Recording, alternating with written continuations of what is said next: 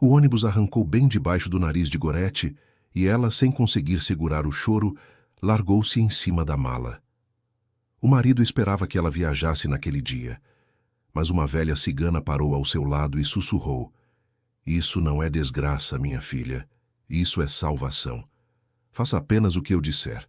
Mande uma mensagem ao seu marido dizendo que já embarcou e fique escondida atrás da banca. Daqui a pouco você vai vê-lo chegar. Bem-vindos. Aqui é o Léo, com mais uma nova história para vocês." Antes de começarmos, escrevam nos comentários de onde estão nos assistindo. Esperamos que gostem da história de hoje. Gorete tinha fritado os salgados ainda na véspera à noite para não ter trabalho de manhã. De carne e de repolho, 2 fornadas seguidas, enquanto na cozinha a televisão zumbia e Walter na sala ficava trocando de canal sem parar. O que ia ficando pronto, ela empilhava numa travessa, cobria com um pano de prato, e o apartamento inteiro ficava tomado por aquele cheiro gostoso de fritura caseira, daqueles que passam a impressão de que tem festa por vir. Festa não tinha. Era finados, e era preciso pegar a estrada até a casa do irmão, a mais de 100 quilômetros dali, ajudar a preparar o almoço, participar da missa e ir ao cemitério. Ela acordou de madrugada, antes mesmo do despertador.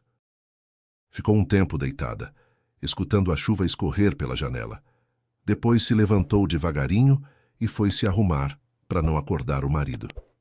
Mas Walter se levantou quase junto e, já da porta da cozinha, começou a rodar pelo apartamento como se fosse ele quem estivesse atrasado e ela o estivesse segurando pela camisa. "Gorete, cadê a passagem?" "Comprei, senão você fica catando depois. Eu te conheço." A passagem ela tinha guardado desde a véspera. Estava dentro do talão de contas da luz, onde ela mesma a havia enfiado para não perder. Mostrou. Walter olhou de relance, como se conferisse não a passagem, mas ela. Estava de pé perto do fogão, de camiseta e bermuda, comendo os ovos direto da frigideira, segurando-a pelo cabo com um pano, e de vez em quando olhava para o relógio em cima da porta. E o relógio adiantava 10 minutos. Ele mesmo um dia desses tinha adiantado, para não se atrasar para o serviço. E depois se acostumou e acostumou a casa inteira a viver por aquela mentira. "Só não fica enrolando", disse ele de boca cheia. "Ônibus não espera ninguém." "Dá tempo. Você sempre diz que dá tempo. Aí fica procurando o óculos, o documento. Seu irmão já acha que você é lerda. Ele não acha nada disso." Acha. Ele mesmo já me falou." Gorete não discutiu. O irmão nunca tinha dito nada parecido a respeito dela. Disso ela tinha certeza. Mas discutir com Walter de manhã era o mesmo que lavar vidraça na chuva. Fechou a mala em silêncio, depois abriu de novo, porque lembrou da blusa preta, aquela própria para usar no cemitério. Walter viu que ela remexia nas roupas e soltou uma risadinha seca. "Pronto", começou. "Esqueceu a blusa, você sempre esquece alguma coisa." A mala deles era velha, dos tempos em que viajavam de férias para o litoral, com a alça descascando e uma rodinha só, que emperrava e puxava para o lado. Gorete há tempos queria comprar uma nova, de 4 rodinhas, dessas que deslizam pelo terminal sem esforço, como se andassem sozinhas, mas toda vez aparecia coisa mais urgente. Ora era o cano do banheiro para trocar, ora Walter precisava com pressa investir num tal negócio, do qual não sobrou nem dinheiro nem negócio. Ela deu a volta de sempre pelo apartamento, como fazia antes de qualquer viagem. Fechou o registro do botijão de gás, depois voltou e fechou de novo, porque na primeira não tinha guardado na memória. Fechou a janela da sala, conferiu se a torneira não pingava. No parapeito estava um vasinho de gerânio numa lata de tinta. Aquela lata Walter tinha trazido da garagem uns 3 anos antes, e ela ficou ali, ao lado da janela, enferrujando pela borda. "Walter, rega as plantas na quarta." "Rego." "Não na segunda, na quarta. Na segunda a terra ainda está úmida." "Nossa Senhora, Gorete, quem te ouve? Isso aqui não é casa, é hospital." No corredor ela vestiu o casaco, aquele bege que no ano passado mandara à lavanderia e que mesmo assim continuou mais escuro nos cotovelos. Walter estava parado na porta da cozinha, de braços cruzados, olhando ela calçar os sapatos. Não vou te levar, não, disse ele. A bateria descarregou. Tenho que ir na oficina do Nezinho. Ele dá uma olhada. Nem pedi. Ótimo, então, que não pediu.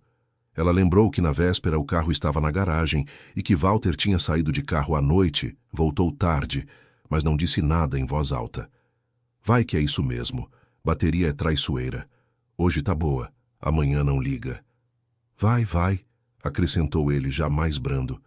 E daquela brandura ela até ergueu a cabeça. Não é para ficar em casa à toa. O seu irmão ligou. Ele precisa de ajuda. O almoço todo tá nas costas dele. Aqui eu me viro sem você. Que o irmão tinha ligado, ela já ouvia de Walter pela terceira vez naquela semana. O próprio irmão não tinha dito nada disso.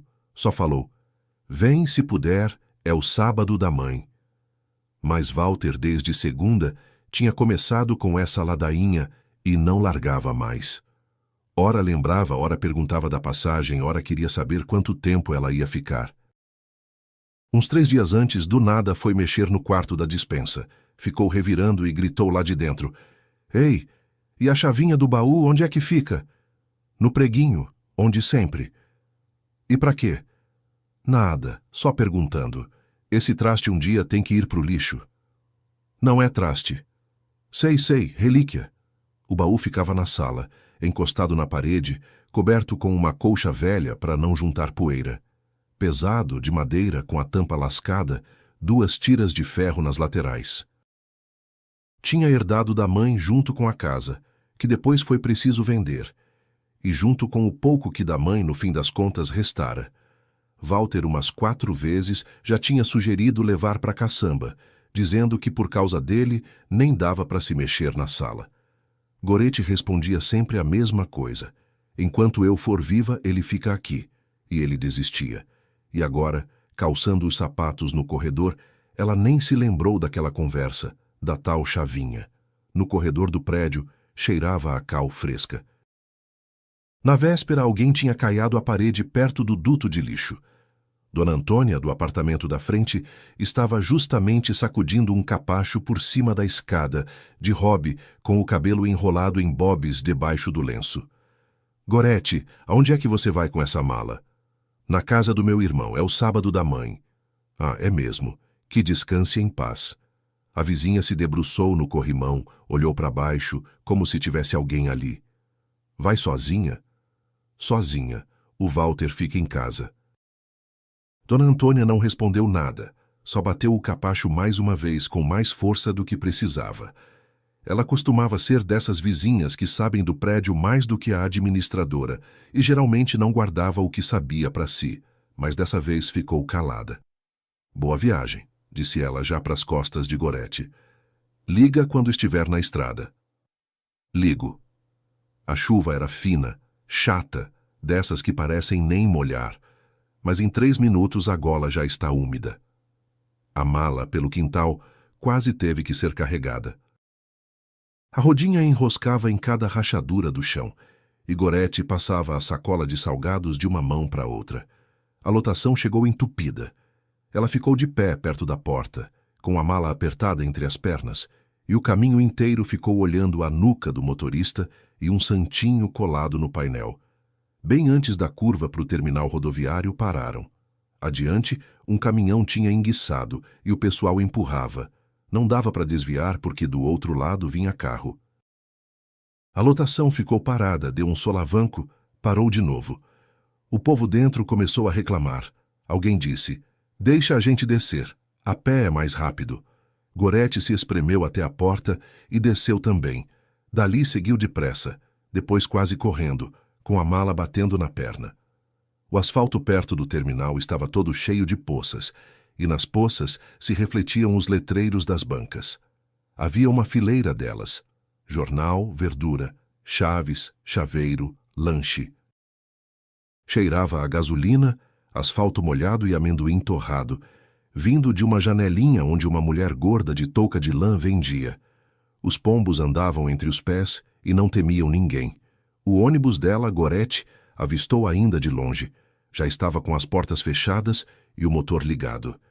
e os últimos passageiros já estavam sentados havia tempo.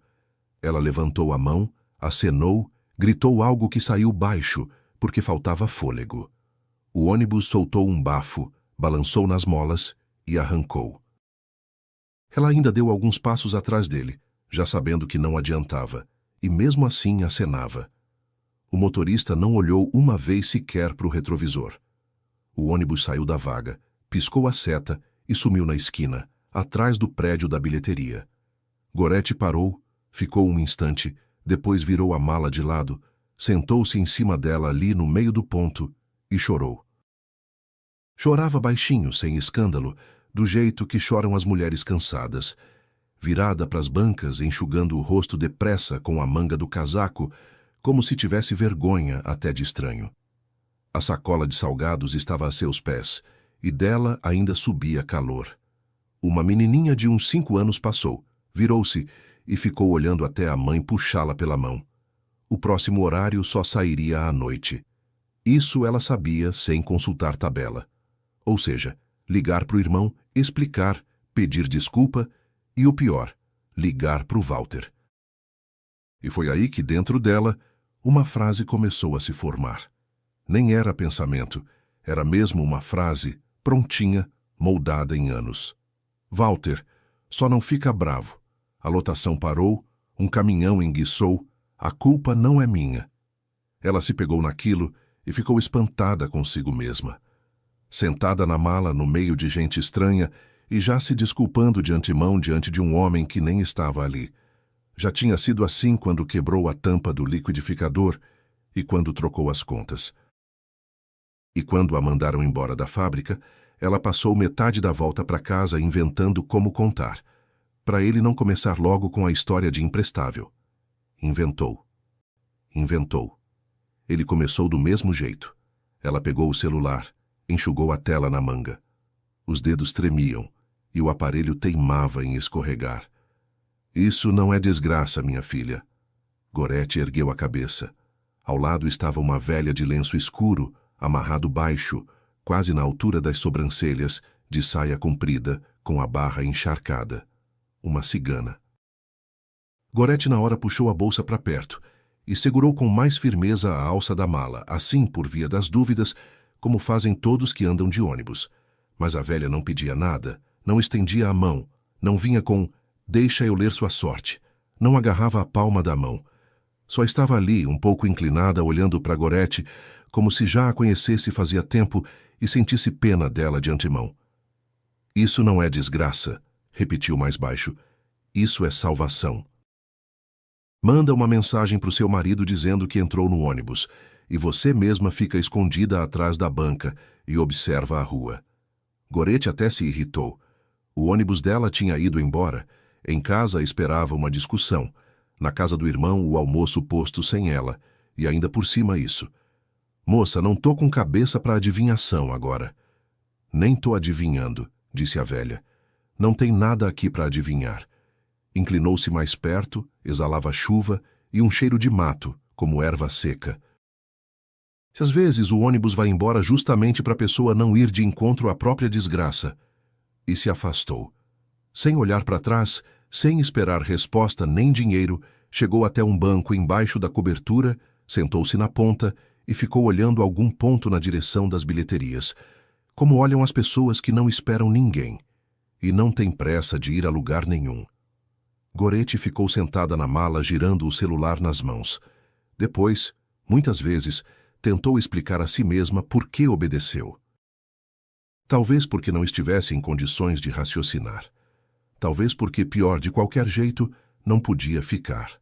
Ou talvez porque, em todos aqueles anos, ninguém a tivesse chamado de minha filha assim, sem querer nada em troca.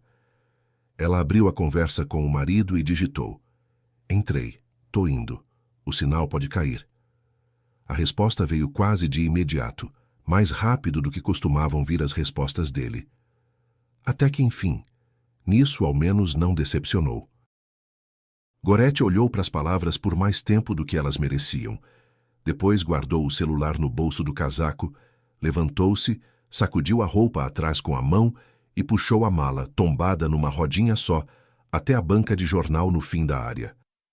Atrás da banca havia uma passagem estreita, engradados velhos encostados na parede e um cartaz com um canto rasgado. Ela encostou a mala na parede, a sacola de salgados por cima, e se posicionou de modo a ver tanto o ponto quanto a entrada da rua, sem que ela mesma fosse vista do ponto. De fora, aquilo devia parecer coisa de doido. Uma mulher adulta, de casaco bege, escondida atrás de uma banca olhando para a rua vazia e molhada. Ela mesma achava isso. Nos primeiros minutos, com certeza. Teve que esperar mais do que imaginava. Os minutos atrás da banca se arrastavam de um jeito estranho. Ora se arrastavam, ora de repente desabavam em algum lugar. E Gorete várias vezes tirou o celular para ver as horas, e depois esquecia o que tinha visto e o tirava de novo. A passagem entre a banca e a parede era apertada.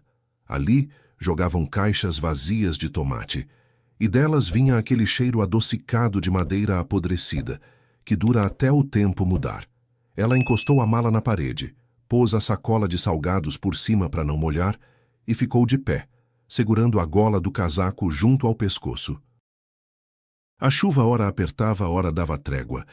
Batia na lata da banca de um jeito irregular, desencontrado. Dali dava para ver bem o ponto, a cobertura, o banco embaixo, a lixeira entupida de copinhos e o semicírculo de asfalto molhado onde os carros manobravam. Gente chegava e ia embora. Um homem de macacão comeu um lanche, dobrou o papel com cuidado e jogou para fora da lixeira. Depois se abaixou e acabou recolhendo.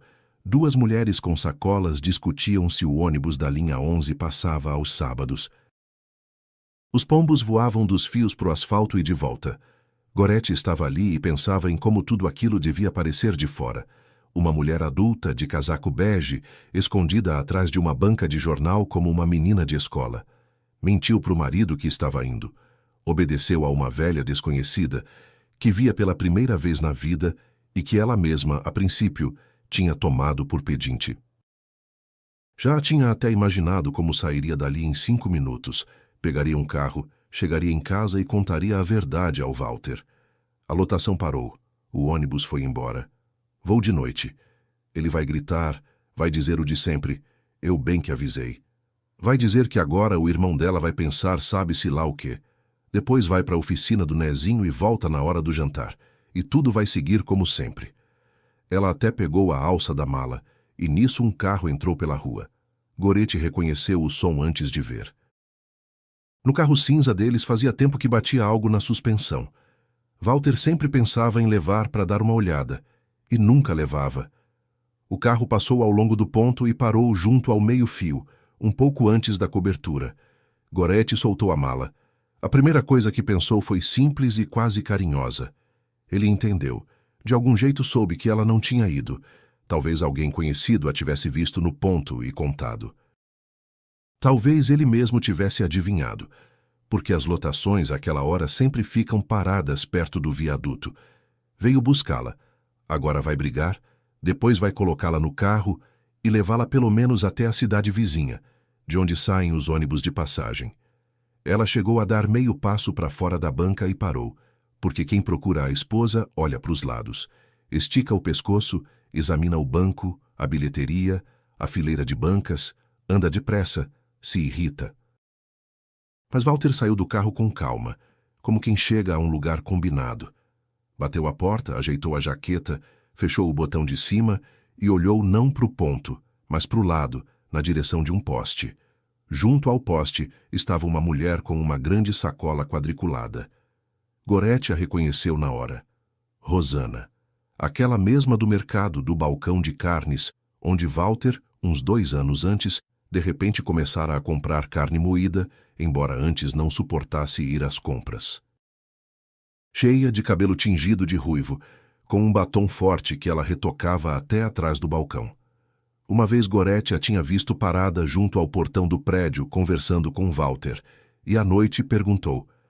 Walter respondeu sem tirar os olhos da televisão. Ah, uma conhecida. Às vezes passo recado por ela.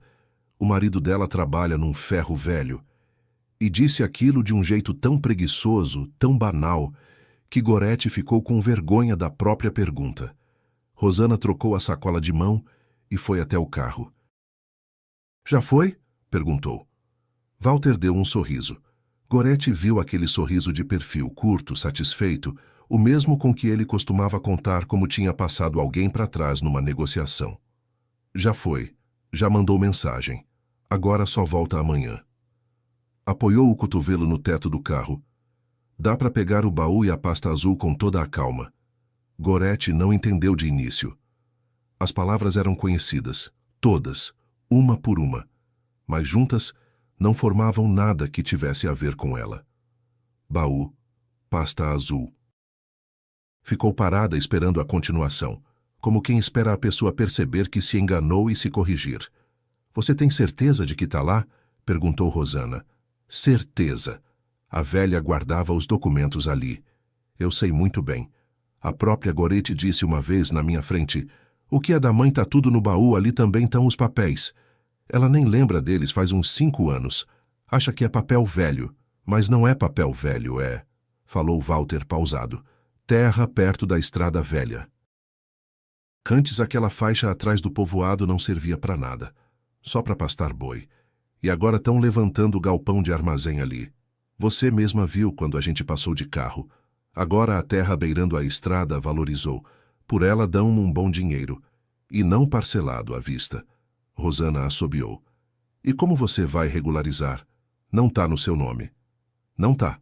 Mas tem uma cota, tem um monte de papel, certidão, cópia, contrato antigo. Tem gente que trabalha com essas coisas. O importante é ter os papéis na mão. Quem segura o papel é o dono, até o outro provar o contrário. E quem vai provar, a Gorete? Walter deu uma risada curta. E se ela começar a berrar, a gente diz que ela mesma, antes de viajar, entregou os papéis para regularizar. Tipo, pediu que enquanto ela estivesse fora fizessem tudo e agora esqueceu. Ela é a lerda da casa. Todo mundo acredita. A chuva apertou de novo. Gorete estava de pé, encostada com o ombro na lata fria da banca. E a lata estava molhada, e a manga do casaco aos poucos encharcava, e ela não percebia. Lembrou de como aquele baú tinha chegado. A casa da mãe foi vendida 1 ano depois do enterro, porque não tinha quem cuidasse. E o irmão, na época, alugou um caminhão, e os dois carregaram dos cômodos tudo o que não tiveram coragem de deixar para gente estranha. O baú foi o último. Emperrou na porta, e o irmão praguejou. Ela estava na varanda olhando as mangas caírem do pé direto no capim molhado, e ninguém mais ia recolher. A mãe guardava no baú tudo o que considerava seu, lenços escuros e coloridos, dobrados em quadrados e forrados com jornal contra traça, fotografias numa caixa de bombom, cartas amarradas com elástico de roupa, o diploma do curso de contadora, que ela terminou aos 30 anos e do qual tinha muito orgulho, e a pasta azul de amarrar. Sobre a pasta, a mãe falava à parte. Não muitas vezes, umas 3 ou 4 na vida inteira, mas de um jeito que Gorete guardou palavra por palavra. Aqui estão os papéis da cota. Não perde. Não entrega para ninguém que disser que precisa dar uma olhada. Se precisar, você mesma vai e mostra para quem tiver que mostrar. Gorete, na época, fazia que não com a mão. Mãe, que cota, que nada. Quem vai querer aquela terra? E a mãe amarrava as fitinhas em nó duplo e guardava a pasta debaixo dos lenços. E agora Gorete estava atrás de uma banca no terminal rodoviário, ouvindo o próprio marido explicar para uma mulher estranha que a faixa de terra da mãe tinha valorizado. Ele também tinha ouvido aquilo. Estava na sala quando a mãe falava, sentado no sofá, olhando televisão, e Gorete tinha certeza de que ele nem prestava atenção. Os dedos custaram a obedecer. Ela puxou o celular. Os dedos custaram a obedecer. Ela puxou o celular, quase deixou cair. Agarrou de novo, secou a tela no forro do casaco. A tela molhada não respondia, e ela teve que secar 2 vezes. Depois achou aquele ícone amarelo com um microfone que tinha usado uma única vez, quando a neta da vizinha pediu que ela gravasse cantando a música da mãe. Apertou. O ponto vermelho tremeu. Ela esticou a mão com o celular um pouco para fora do canto da banca e se abaixou. As vozes vinham firmes, sem gritaria, e por isso gravavam bem. Walter deu a volta no carro e abriu o porta-malas. "Liga pro Haroldo", disse ele por cima do ombro. "Que o comprador chegue direto no prédio. Não é no pátio, na passagem coberta, que ali tem espaço. A gente tira o baú rápido e a pasta a gente pega. A máquina de costura também leva, para disfarçar. É velha, uma Singer. Para uma dessas, sempre aparece comprador. Disfarçar por quê? Por isso." Ele bateu alguma coisa dentro do porta-malas, remexendo. "Depois eu risco um pouco a porta, folgo a fechadura. Vai parecer que arrombaram, enquanto ela não estava." Chega a pessoa, o apartamento arrombado. As coisas levadas. Tem o boletim, não tem as coisas. Vai atrás de fumaça. Rosana riu. Ria alto, jogando a cabeça para trás, e Gorete viu que, embaixo da cobertura, uma mulher com uma criança se virou. "Ai, Walter, e a esposa?" "A esposa." Walter deu de ombros. "Chora e passa. A minha é quietinha. Basta deixar ela sem jeito, e pronto, não abre a boca. Aquele quietinha doeu mais do que o baú, do que a pasta, do que Lerda, porque ele não mentiu." Gorete estava de pé, segurando o celular com as duas mãos para não tremer, e diante dela, muito depressa, uma atrás da outra, passou tudo aquilo que ela, ao longo daqueles anos, tinha empurrado com cuidado profundo.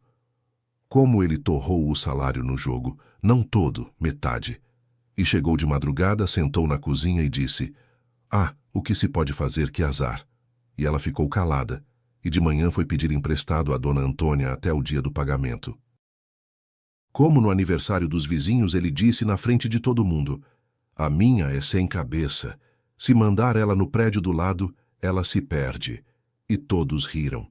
E ela riu junto, porque, se não risse, o quê? Fazer barraco na mesa? Como ele tirava dinheiro por uns dias do envelope onde ela juntava para tratar dos dentes? Como ela achou o envelope vazio e por 3 dias não perguntou. E quando perguntou, ele respondeu: "Você tá com pena? Você acha que a gente é família ou é banco?" E ela pedia desculpa. Ela pedia desculpa por aquilo. Com os próprios dentes doendo, precisando de tratamento. Ela sempre achou que era doçura dela, que tinha nascido assim, quietinha, avessa à briga. E graças a Deus, porque de briga em casa só vem desgraça. Mas não era doçura, nem era jeito. Era uma coisa que ele usava, como quem usa uma chave de fenda. Ele aprendeu onde apertar para ela se calar e ainda se culpar, e usou isso durante anos.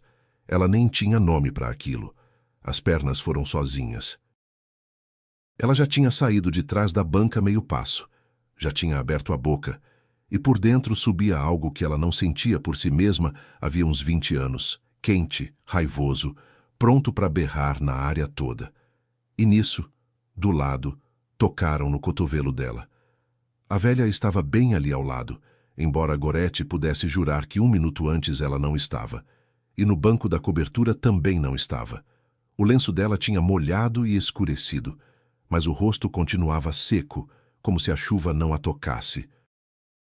"Não grita agora", disse ela baixinho. "O grito ele vira contra você." "A senhora ouviu?" soltou Gorete. A voz saiu estranha, rouca. "Vi e ouvi. Ele..." Gorete apontou com o celular na direção do carro, e a mão tremia sem parar. "Ele... o baú da minha mãe, ele..." Mais baixo. A velha cobriu a mão dela com a sua, pesada e seca, e a abaixou junto ao casaco. "Se você sair agora, o que vai acontecer? Ele vai te chamar de histérica. Vai dizer que estava brincando. Vai dizer que você entendeu errado. E essa toda emperiquitada vai confirmar que você entendeu errado. E à noite você mesma vai acabar pedindo perdão para ele." Gorete abriu a boca e fechou. Ela pediria. Disso tinha certeza. Ficaria de pé no meio daquela área, molhada, com a mala, e em 20 minutos já estaria duvidando se tinha entendido direito. "Vai atrás dele em silêncio", disse a velha. "Deixa ele fazer tudo sozinho. Deixa ir até o fim. Ele vai carregar as coisas para fora. Não vai carregar se você chegar em casa antes dele. Gorete olhou para a rua. Do terminal até o pátio dela eram uns 20 minutos, se fosse pela ponte, e uns 12, se fosse pela via de trás, passando pelas garagens velhas. Walter sempre ia pela ponte porque na outra sacolejava, e ele poupava a suspensão. Pega um táxi, disse a velha. Vou chegar antes. Ele vai me ver. Não vai. Agora ele só enxerga a si mesmo. Ela soltou a mão de Gorete e deu um passo para trás. E era preciso perguntar. De onde a senhora sabe disso? Quem é a senhora, afinal? Por que veio falar comigo? Mas Gorete perguntou outra coisa, boba. E se eu não conseguir? A velha olhou para ela, e naquele olhar não havia pena nem triunfo, nada daquilo que deixa a gente sem jeito. Sua mãe não te botou no mundo para você viver escondida atrás de banca, disse ela. Vai. Gorete se virou para o carro. Walter falava algo ao telefone, curto, cortado, e uma vez balançou a cabeça, como se o outro pudesse vê-lo. Rosana já estava dentro, abaixando o espelhinho do parasol. Quando Gorete se virou de volta, a velha já não estava ao lado.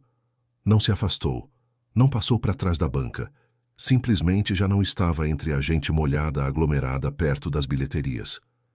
E lenço, numa multidão daquelas, tem aos montes, vá lá distinguir. Gorete enfiou o celular no bolso, prendendo com a mão como se ele pudesse cair dali. Pegou a alça da mala. A sacola de salgados tinha ficado em cima do engradado e ela voltou para pegar, porque as mãos da mãe, dentro dela, lembravam: comida não se joga fora. Saiu pelo outro lado das bancas, ali onde a fileira terminava numa barraca de conserto de sapato, e foi até o acostamento, sem olhar para o carro cinza. As costas dela estavam retas, como as de quem anda tratando dos próprios assuntos, e não tem nada a ver com aqueles dois. Só bem na beira da calçada, ela se permitiu uma única olhada rápida para trás. Walter entrava no carro, bateu a porta, girou a chave, e o carro, batendo na suspensão, seguiu para a saída, rumo à ponte. Walter parecia bem satisfeito consigo mesmo, e a acompanhante ruiva reluzia de alegria. Por um instante, pareceu a Gorete que os dois estavam tão absortos no que faziam que, se ela se plantasse na frente deles na faixa, não a notariam. A velha tinha razão. Agora eles só enxergavam a si mesmos, ou melhor, só o dinheiro, a cota da mãe. O carro cinza se misturou ao trânsito e sumiu depois da curva para a ponte. Gorete ficou parada mais um instante, para ter certeza, e só então acenou de verdade. O primeiro carro passou reto. O segundo freou. O motorista, jovem, de jaqueta esportiva, com o celular no suporte, se debruçou e abaixou o vidro. Para onde? Ela disse à rua. Pela ponte? Não. Gorete já abria a porta de trás. Pela via de trás, passando pelas garagens. Mas ali sacoleja. Que sacoleje, preciso chegar mais rápido. Ele deu de ombros, saiu, colocou a mala no porta-malas ele mesmo, sem esperar que ela erguesse. Gorete entrou, pôs a sacola de salgados no colo e segurou com as duas mãos como se segura no colo algo vivo. Enquanto o carro dava a volta, ela olhou uma última vez para a área. O banco da cobertura estava vazio. A mulher de touca de lã despejava amendoim num copinho de medida. Os pombos estavam nos fios. Nenhuma velha de lenço escuro em lugar nenhum. O motorista era calado, e isso foi bom. Ligou o rádio, onde uma mulher com voz animada falava de desconto em cozinha planejada, e conduziu o carro pela via de trás, passando pela longa fileira de garagens de portão enferrujado, por uma obra onde um guindaste estava parado, com o braço erguido para o céu cinzento. Os limpadores rangiam no vidro, secos porque a chuva de novo tinha afrouxado, mas o motorista não desligou.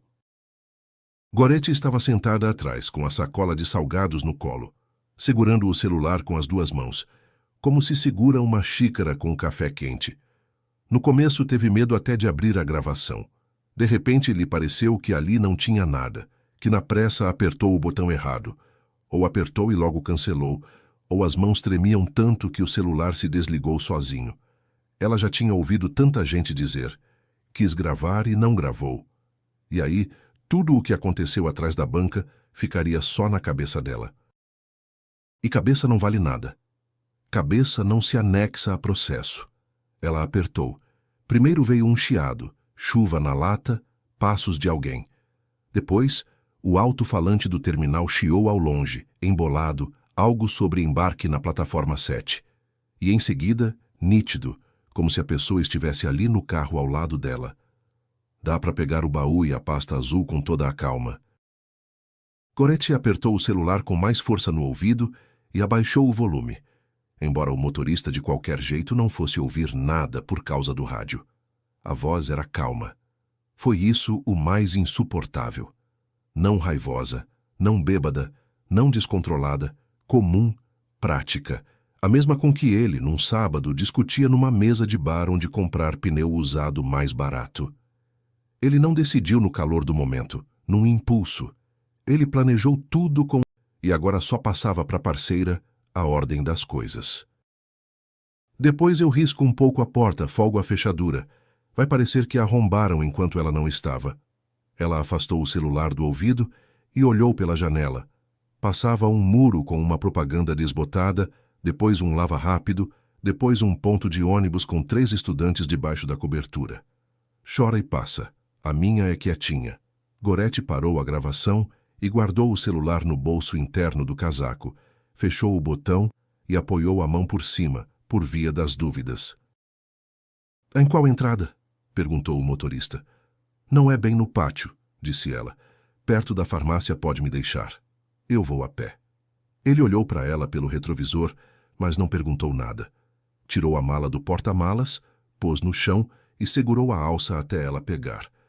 A senhora tá bem, pelo menos? Perguntou o motorista. Tô, tudo normal. O marido é ciumento, só isso. Gorete ela mesma se espantou com a facilidade com que mentiu, sem piscar. Acontece, disse o motorista. O pátio era o dela, o de sempre. 3 oitizeiros podados até o toco, caixas de areia sem areia, varais entre os postes, onde agora ninguém estendia nada por causa da chuva. O carro do Walter não estava, ou seja, ele ainda vinha pela ponte, ou seja, ela chegou a tempo. A mala fazia tanto barulho no chão que parecia dar para ouvir nos 20 apartamentos do prédio. Gorete a levou até o patamar do 2º andar, quase no colo, e junto à própria porta parou. Ficou olhando para a própria fechadura, para estofado gasto da porta, para o olho mágico, e a mão com as chaves não subia, porque, se entrasse agora, o que aconteceria? Ela sentaria na sala e ficaria esperando. A porta abriria, entrariam 3. Ela se levantaria e falaria, e ele a olharia como sempre olhava e diria: Gorete, que isso? Você estava no ônibus, você tá boa da cabeça? Chegou e agora tá escondida aqui? E Rosana ficaria dando risadinha, e aquele terceiro com a pasta. 1 contra 3, dentro de 4 paredes, onde nem as paredes iam ficar do lado dela. Gorete se virou e tocou a campainha da porta da frente. Dona Antônia abriu depressa. Ela sempre abria depressa, como se estivesse de plantão no corredor. Estava com o mesmo hobby da manhã. Só tinha tirado o lenço e os bobes na cabeça espetavam para todo lado, como antenas. Gorete. Ela até recuou. Você não tinha ido? Eu mesma te vi descer. Gorete levou o dedo aos lábios. Baixinho. Me deixe entrar, rápido. A vizinha, sem dizer nada, deu passagem, puxou-a junto com a mala para dentro e trancou a porta. No apartamento da Dona Antônia, cheirava a galinha cozida e roupa úmida. Na cozinha, embaixo do teto, tinha um varal esticado. Na mesinha do corredor, uma pilha de contas prensada por uma lupa. Da sala saiu um gato ruivo, olhou para a mala e voltou. Então, disse a vizinha, fala. O que aconteceu? Gorete abriu o bolso, tirou o celular e ligou a gravação não do começo, mas daquele ponto em que Walter falava do baú e da pasta. Dona Antônia escutou de boca aberta, depois pegou Gorete pelo pulso e virou o celular mais para perto de si, como se assim ouvisse melhor. Quando veio o trecho sobre a fechadura riscada, ela mesma parou a gravação. Para, disse. Pronto, daqui para frente já entendi. Dona Antônia, fica aqui em casa. A vizinha já ia para a cozinha, arregaçando no caminho a manga do Rob. Agora a gente vai armar uma venda para eles. A gente vai armar uma venda que eles não esquecem nunca mais. Pegou de cima da geladeira o celular numa capa cheia de brilho, presente da neta. Ela tinha orgulho daquele aparelho e começou a cutucar a tela com o dedo. Espera. Serginho, é a tia Antônia. Não me interrompe. Você tá onde agora? No bairro da estação? Então é 2 minutos daqui. Escuta bem. Aqui o marido da vizinha vai entrar no apartamento com carregadores para tirar as coisas dela enquanto ela está viajando. Quer roubar a herança dela. Tem coisa valiosa ali. Depois eu conto. Ela não tá viajando. Tá aqui comigo. Serginho, tô te dizendo, com carregador e com comprador. E ela tem uma gravação onde ele combina tudo. Não tô inventando. Eu sou o quê, uma menininha? Pronto, a gente espera. Pôs o celular na mesa com a tela para baixo. Tá vindo. Ele é policial aqui do bairro. Sobrinho, filho da minha irmã. Vem com o parceiro. Gorete estava de pé no meio da cozinha alheia, de casaco molhado, sem saber onde botar as mãos. Tira essa roupa, disse Dona Antônia. Pendura o casaco, você tá toda ensopada. O casaco ela não tirou, só abriu, puxou o celular de novo e ligou para o irmão. Ele atendeu no primeiro toque. Devia ter passado o dia inteiro com o telefone à mão, esperando que ela chegasse a qualquer momento. Gorete, você tá onde? Já estava me arrumando para ir no terminal. Beto. Ela reparou que a voz estava normal e ela mesma se espantou. Hoje eu não vou. Como não vai? O que aconteceu? O ônibus foi embora. Ah, então eu te busco no da noite. Não me custa nada. No da noite também não vou. Ela olhou para a porta, para o olho mágico. Beto, o Walter me tirou de casa. De propósito. Ele tá vindo para cá agora, atrás do baú da mãe. Tá com a amante. Querem armar uma cena de assalto no apartamento.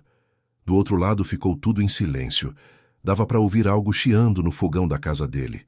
Depois o chiado se afastou. Ele passou para outro cômodo. Atrás do baú, disse ele, sério. É, do baú da mãe. Ele quer a pasta azul. E eu nunca deixei mexer. De novo o silêncio. Tô saindo, disse Beto. Não precisa agora. Aqui tem gente, vão ajudar. Depois eu te explico tudo. Não posso falar. Gorete. Depois, disse ela e desligou porque Dona Antônia já acenava da porta.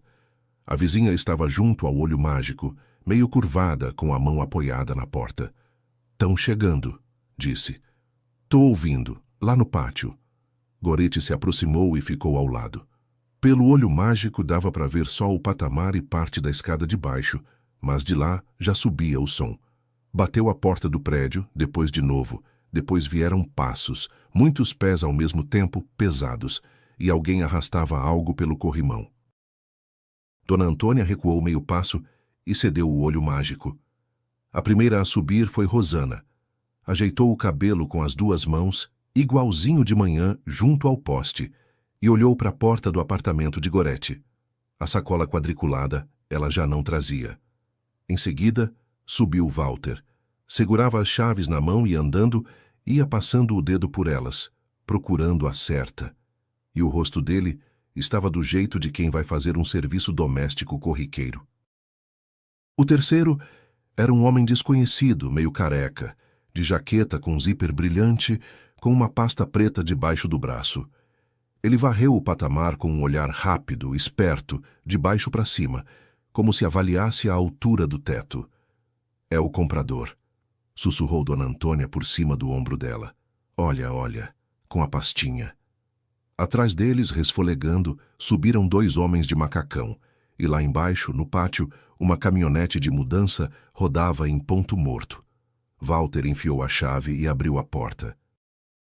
A dele, com aquele gesto habitual, com a maçaneta meio erguida, porque a porta tinha descaído um pouco e era preciso puxar. Ele mesmo, no início do ano, tinha prometido apertar as dobradiças e não apertou. Todos entraram. A porta não fechou por completo. Ficou numa fresta. No começo, silêncio. Depois arrastaram uma cadeira pelo piso com aquele rangido que sempre dava arrepio nos dentes de Gorete. Depois bateu a porta da despensa, depois um bater, um farfalhar. E a voz de Rosana disse algo sobre poeira. Baixinho aí, veio de trás da porta. De novo, o remexer. Alguém grunhiu, alguém xingou. E pelo chão, algo pesado deslizou com aquele zumbido grave de madeira que Gorete reconheceria entre 1000 sons. Cuidado, seus burros. Isso já era Walter, e a voz subiu.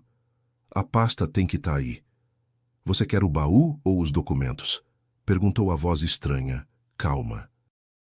Os documentos primeiro, o baú depois você leva também. Você que manda, chefe. Gorete afastou o rosto do olho mágico. Aonde? Sussurrou Dona Antônia, agarrando-a pela manga. Espera o Serginho. Ele tá jogando as cartas da minha mãe no chão.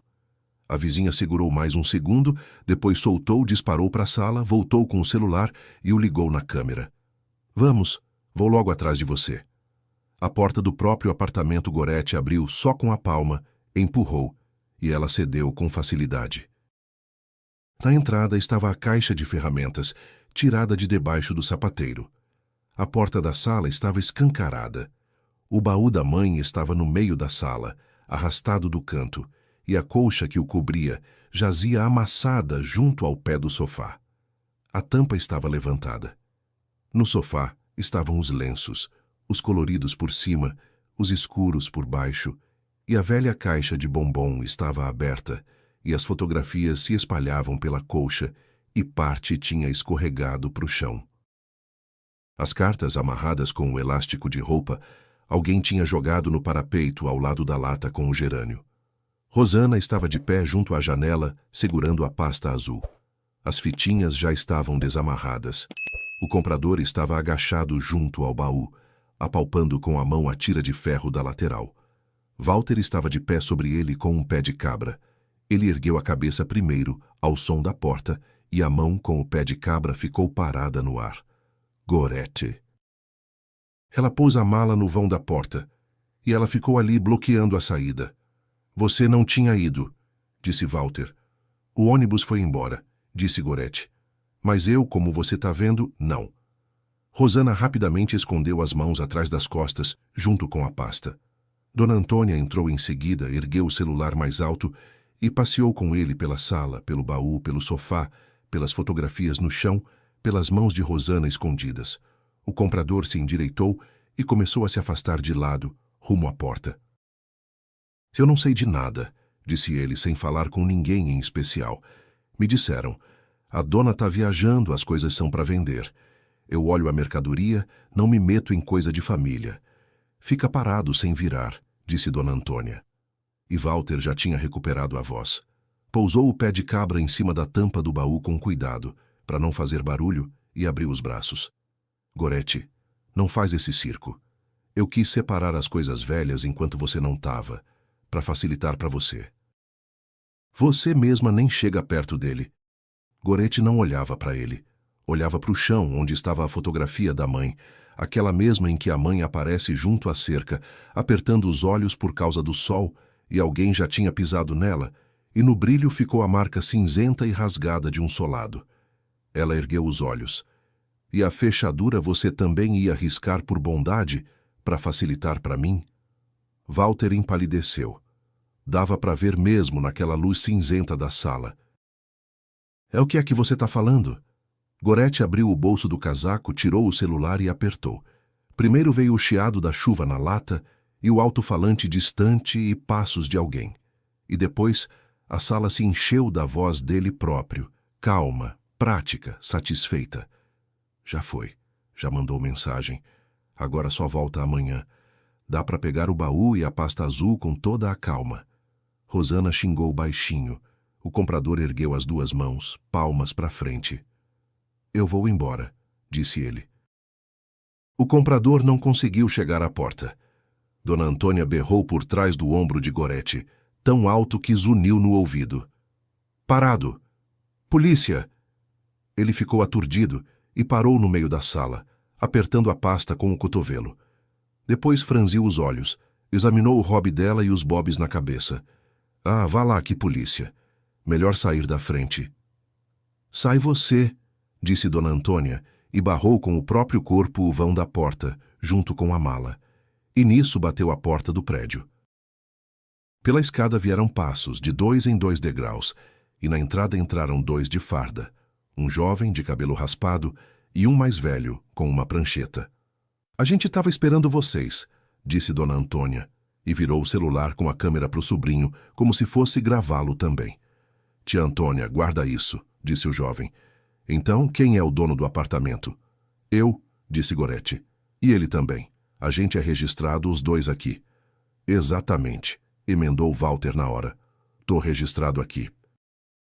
Sou o marido. Tenho direito de dispor das coisas do meu apartamento. Com um pé de cabra? Perguntou o policial. O pé de cabra estava nas mãos de Walter, e todos olharam para ele. A fechadura emperrou, disse Walter. A chave está no preguinho, na despensa, disse Gorete. Tá pendurada ali até agora. O parceiro deu a volta pela sala, olhou as fotografias espalhadas, o baú aberto, os carregadores, que se remexiam na porta e claramente queriam descer para a caminhonete. Vocês quem são? Perguntou a eles. Ah, viemos por um chamado. Falaram pra gente tirar o baú e a máquina de costura. Quem falou? Ah, esse aí. O carregador apontou o queixo para Walter. Ele que contratou, desde de manhã. Tem contrato. O pedido tá no aplicativo. Mostra. O comprador ficou encostado na parede e calado exatamente até o momento em que o policial se virou para ele. E o senhor, seu Haroldo? Ele até disse o nome com pressa e enfiou a mão no bolso. Comigo tá tudo certo. Eu trabalho com compra, móvel velho, eletrodoméstico. Me disseram, a dona tá viajando, as coisas são para vender, para levar hoje. Como é que eu ia saber que era coisa de família? Não entrei sozinho. O dono me deixou entrar. E mandou levar as coisas velhas? Quem mandou? Ele que mandou. Haroldo cutucava a tela do celular achando o que precisava. Aqui a conversa. Lê. A esposa não vai estar em casa. A gente leva o baú sem muita conversa. É mensagem dele de ontem à noite. E aqui mais. E o baú velho de madeira boa. Por ele você decide quanto. Eu só preciso da pasta azul. Passa pra cá. Walter se lançou. O parceiro deu um passo entre os dois. Calma. Rosana, esse tempo todo ficou de pé junto à janela, com a pasta azul escondida atrás das costas. Agora tirou e pôs no parapeito, ao lado das cartas, como se a pasta tivesse voado sozinha até ali. Eu tô aqui por acaso, disse ela.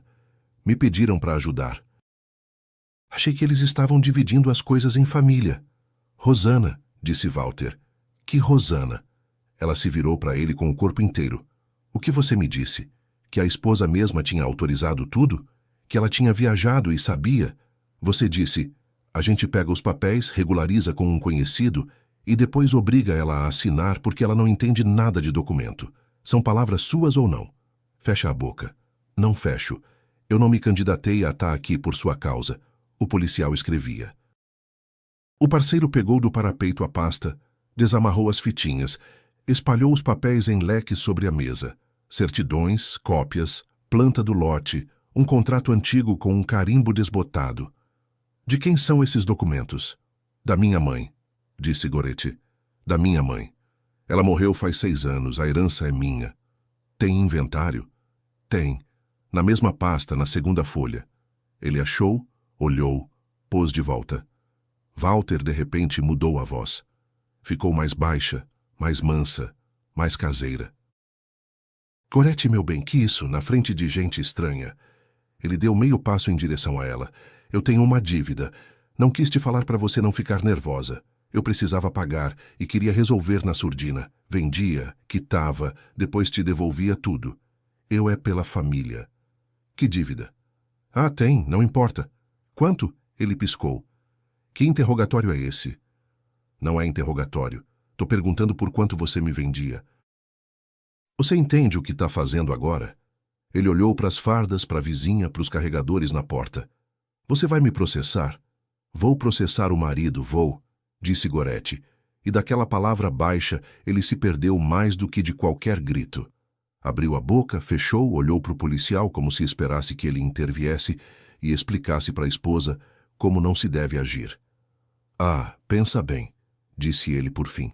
Pensa bem. Eu pensei por 22 anos, e você veio atrás do meu baú com essa ruiva. E ainda se diz marido. O policial logo se virou para Rosana. Documento, cidadã. A senhora é o que aqui? Rosana remexeu na bolsa, tirou o RG, entregou não na hora. Primeiro limpou a capinha na manga. Eu, na verdade, sou amiga do Walter. Vim ajudar a organizar o baú. Eu não sabia que ele... Amiga, então, interrompeu o policial, abrindo o documento. Dona Antônia, por trás do ombro, disparou. Fala logo, amante ruiva, é isso. Ô, mulher! Rosana se lançou na direção dela. Cuidado com o que fala. E você não fica indo em apartamento atrás de marido dos outros. Silêncio, disse o parceiro sem levantar a cabeça da prancheta. As duas. Nome completo. Dona Antônia se animou ainda mais. Já vou pegar meu documento. Sou vizinha, moro na frente faz 30 anos. Vou contar tudo. O importante é vocês anotarem. Voltou em uns minutos já sem os bobs de lenço, com o documento e sabe-se lá por quê com a lupa. Aqui, anota. Antônia dos Santos, apartamento 18. Então é o seguinte. De manhã eu estava sacudindo o capacho e vejo a Gorete descendo com a mala. Eu ainda perguntei, vai sozinha? Ela diz, sozinha o Walter fica em casa. Mais devagar, disse o parceiro, sem levantar a cabeça da prancheta. Mas eu não tô com pressa. Então, ele não deu o carro para ela. A bateria dele, veja só, tinha descarregado, e na véspera à noite ele saiu de carro para algum canto. Eu mesma ouvi, a suspensão dele bate, dá para ouvir no pátio todo. Isso não vem ao caso, disse Walter. Vem sim, anota, anota. Ela se inclinou sobre a prancheta e enfiou a lupa perto da linha. Depois a Gorete toca a minha campainha. Eu quase caí sentada. Você não tinha ido? Ela põe o dedo na boca e diz, baixinho, me deixa entrar. O policial olhou para ela por cima dos papéis. Tia Antônia. Que foi?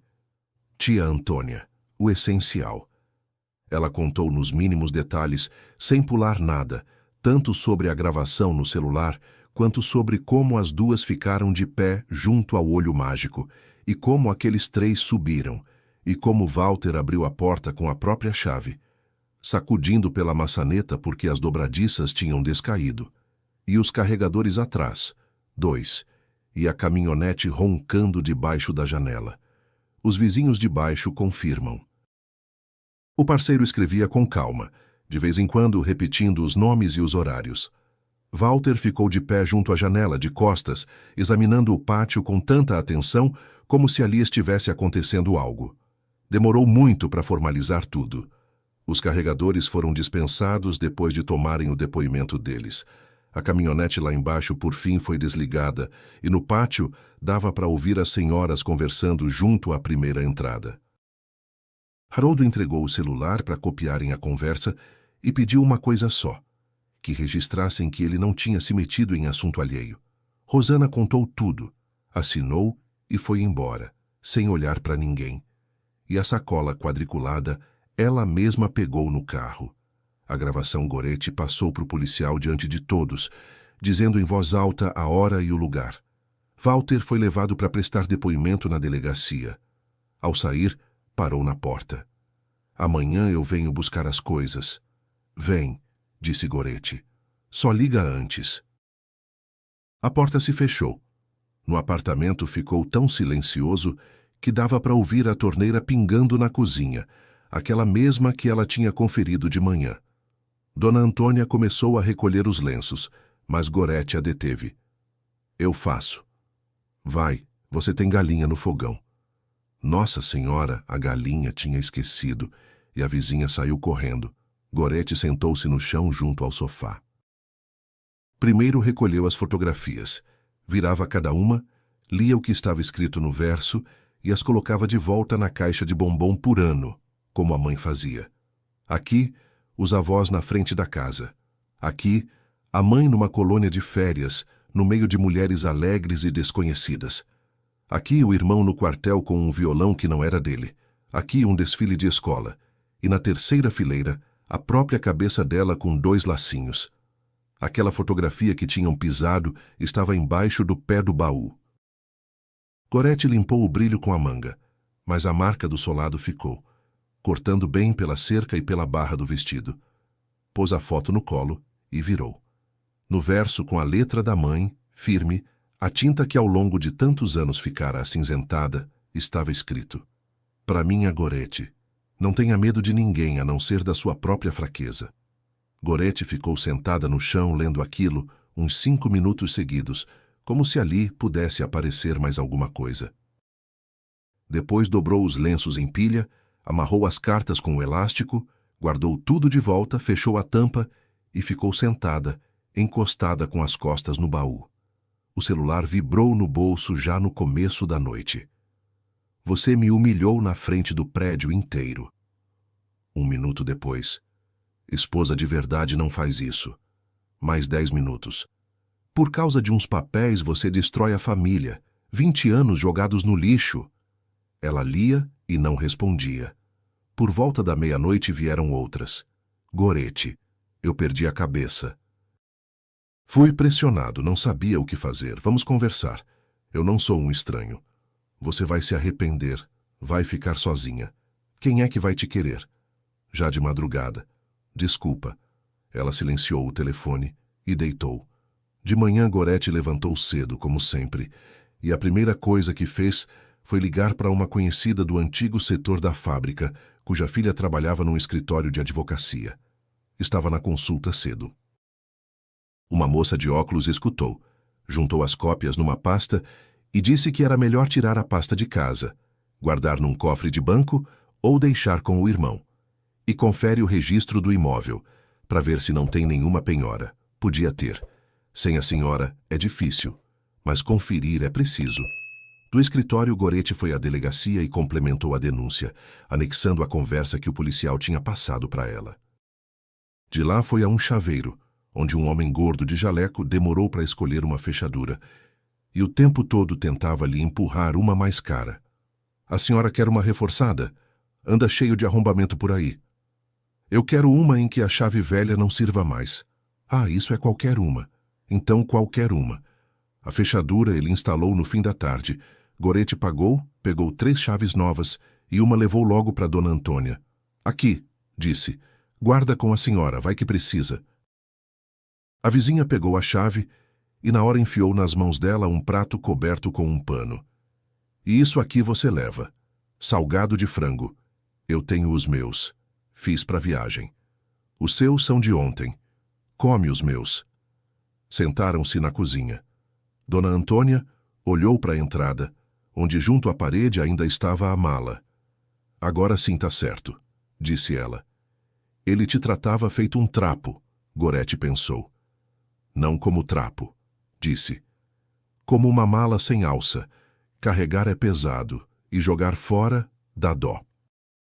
Que mala nada, não confunde. Você aí com apartamento, com terra, mulher de valor, e ele um pé rapado, quem é que vai querer? Bufou a vizinha, e Gorete riu. Ela mesma se espantou, riu alto pela primeira vez em não sabe quanto tempo. E Dona Antônia riu junto. E o gato ruivo que tinha vindo com ela saiu da cozinha, erguendo o rabo ofendido. As coisas Walter veio buscar 3 dias depois. Juntou 2 sacolas, levou o casaco de frio, as ferramentas da caixa da entrada e a televisão. A televisão Gorete entregou ela mesma, sem discutir. Na soleira ele parou e disse que ela ia se arrepender. Ela, de propósito, abriu a porta mais ainda. A casa do irmão Gorete foi 2 semanas depois, em outro ônibus, cedo, e chegou ao terminal 40 minutos antes da partida. Beto a esperou no ponto perto da passagem de nível, pegou a bolsa, abraçou-a de um jeito que estalou o ombro e o caminho inteiro até em casa ficou calado. Só começaram a conversar à mesa. Quando a mulher dele saiu para a casa da vizinha, ele escutou, com os cotovelos na mesa e os dedos entrelaçados. Na parte da banca, cerrou os punhos com tanta força que os nós dos dedos embranqueceram. Por que você não me contou antes? Que ele tirava dinheiro, que te humilhava na frente dos outros, e o que você teria feito? Teria ido lá conversar. Foi por isso que não contei. Ele ficou calado. E a cigana disse mesmo aquilo? Disse, palavra por palavra. Isso não é desgraça, minha filha. Isso é salvação. E onde ela está? Não sei. Depois eu voltei lá 2 vezes de propósito. Perguntei para a vendedora da banca, aquela que vende amendoim. Ela deu de ombros. Anda por aqui às vezes, disse. Uma de lenço escuro, mas de onde, não sei. E só. Beto se benzeu. Então foi Deus que mandou. Gorete não discutiu. Talvez Deus. Talvez o destino. Ou talvez só uma mulher velha de olho aguçado tivesse enxergado antes dela aquilo que ela mesma não via havia 20 anos, que o marido tinha ido ao ponto não para se despedir da esposa. Ao cemitério, eles foram os 2. Arrumaram o túmulo, plantaram junto à lápide uma muda que Beto tinha trazido do sítio. Gorete ficou um instante, ajeitou a fita na coroa. O divórcio saiu rápido. Filhos menores não havia. Para dividir, além do carro, não havia nada. O apartamento era de Gorete. O processo sobre a tentativa de retirar os bens levou mais tempo do que durou o divórcio. Na primavera, Walter apareceu. Tocou a campainha num domingo de manhã. Ela o reconheceu pelo jeito de tocar. 2 curtos, um longo. Gorete, abre. É só 5 minutos. Ela se aproximou e ficou do outro lado. Fala assim mesmo. Ah, por que através da porta? Fala assim. Ele suspirou e dava para ouvir que trocava o peso de um pé para o outro. Eu pensei melhor, eu não tinha razão. Só que você entende, esse baú é coisa velha. Eu sinceramente não sabia que ele era tão importante para você. E a Rosana é só uma conhecida, você enfiou isso na cabeça. Eu quis o melhor. Eu quis quitar a dívida e viver normal. Gorete ficava ali ouvindo como sai fácil da boca das pessoas essas coisas. Quis o melhor, depois de serem pegos com a mão na massa. Você tá me ouvindo? Disse ele. Tô. Abre. Não. Ele ainda ficou um tempo pisando de um lado para o outro e foi embora. Não voltou mais. Gorete nunca chegou a entender para que ele tinha ido lá. O baú Gorete pôs na sala, junto à janela, ali onde antes ficava a televisão. Chamou um marceneiro, que apertou as dobradiças, colocou uma nova fechadura interna e recolou a tampa que descascava. Dentro, ela guardou tudo como estava com a mãe. Os lenços forrados com jornal, a caixa com as fotografias, as cartas no elástico. A pasta azul também pôs ali. Aquela fotografia com a marca do solado, ela colocou num porta-retrato e pôs em cima da tampa. E a mala não jogou fora. Ela ficou ali, junto ao armário, gasta, com a alça descascada, com a rodinha que puxava para o lado. A vizinha, quantas vezes disse, joga isso fora, Gorete, é um vexame. Gorete prometia e não jogava. Às vezes olhava para a mala e pensava naquele ônibus, ter chegado a tempo. Aí, ela teria voltado 2 dias depois. Teria entrado no apartamento com a porta riscada. Teria visto o lugar vazio junto à parede. Teria chamado a polícia. E à noite estaria de pé no meio da sala o Walter dizendo: Pois é, Gorete, de novo você deixou passar. Eu te falei um monte de vezes, confere a fechadura. E ela teria acreditado, teria chorado e pedido desculpa. O ônibus foi embora. E o que salvou ela, no fim das contas, não foi o baú. Não foram os papéis, nem a terra perto da estrada velha. O que salvou ela foi ter escapado de uma vida em que a enganavam durante anos e ainda faziam com que a envergonhada fosse ela mesma. Obrigado por terem acompanhado esta história. Se gostou, inscreva-se no canal e deixe o seu like. Esse simples gesto faz toda a diferença para que possamos continuar trazendo novas histórias.